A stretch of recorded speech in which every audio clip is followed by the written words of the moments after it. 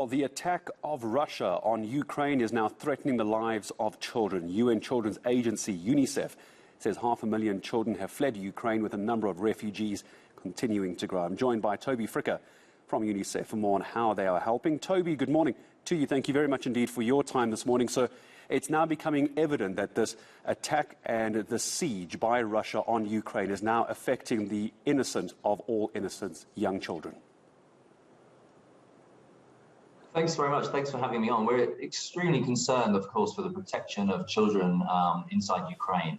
What we're seeing is as the fighting is escalating, it's moving sort of closer and closer to civilian populations. And of course, then children are affected. And I was at the Romania-Ukraine border over the past week. And what we saw were thousands and thousands of women and children coming across the border, fleeing Ukraine to seek safety inside Romania. And we're seeing that across the region in countries, neighboring countries across the area. And we're extremely concerned both for the protection of children inside Ukraine, but then also for the protection of children on the move as well. Well, we've seen reports coming out that there are these civilian corridors, Toby, that have been created. And I saw a report coming through yesterday, unverified, that these corridors, which is there for the safety exactly for children and women, it's a demarcated area being shelled by Russian militants on the ground. So it's almost as though there's a disregard from the Russians towards any civilians. Some could even go as far as to say crimes of war being committed at the moment.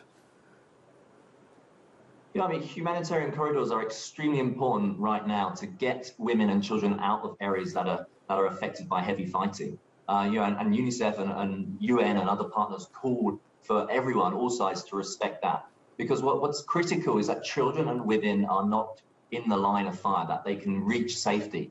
And that's both inside Ukraine, but also for children and women who are seeking to get out of Ukraine. I met in Romania, I met children and women who had been forced to leave, not just by fighting, but also by stores being closed, schools closed, essentially their businesses shutting up shop, and had no other option but to leave.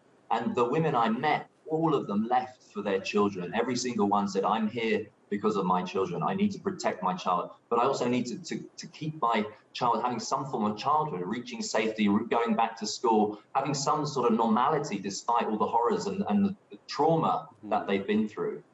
Apart from getting back to some form of normality as well, Toby, give me a sense of just the day-to-day state of survival for women and children as well. How desperate a situation is this becoming?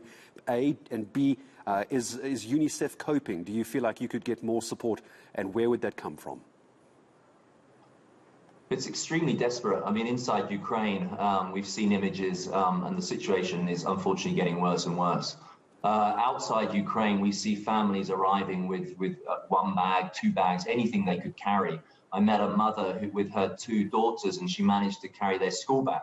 So they brought along some school books. She told me she told that her children, they were going on a vacation for several weeks. She was doing anything she could to maintain some sort of normality for her children, to reduce the fear of what they've been through to some degree. They've been hiding in basements, in shelters for the last 10 days, and then they reach safety, but they reach safety with nothing, with a very uncertain future ahead.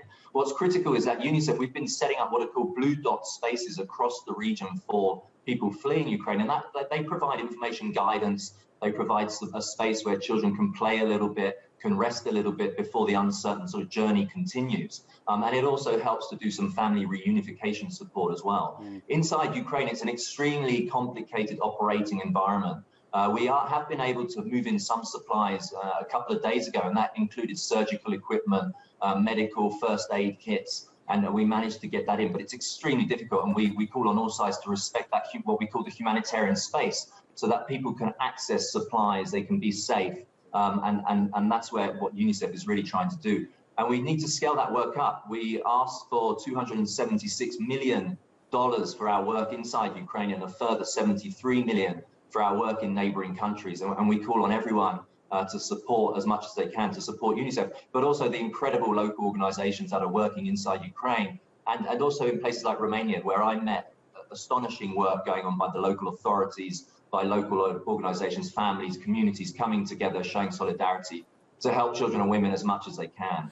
Toby, allow me to ask you this question, because you are much closer than we are here in South Africa at the moment. We've been getting reports that people who are trying to flee the violence from Ukraine are getting to border posts. They're not being allowed to cross, that there is selective refugee processes. Some can go, some can't go. In your experience so far, are the countries in the region cooperating, or have you seen people being turned back? And if so, any idea why?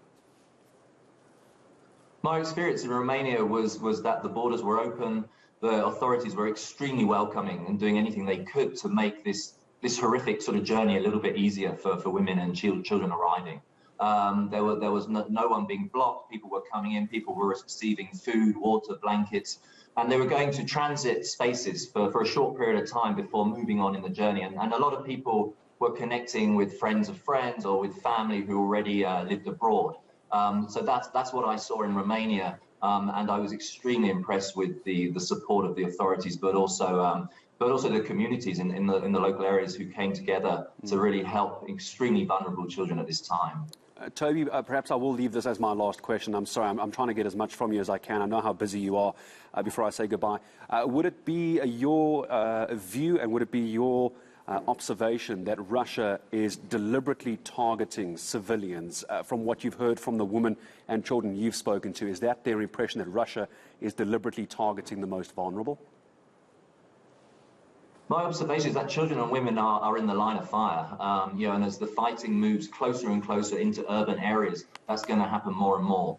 We've seen children and women who were talking to me as well, telling me that they were sleeping on mattresses on the floor in basements, for the last 10 days. One woman said she couldn't even remember if she'd slept.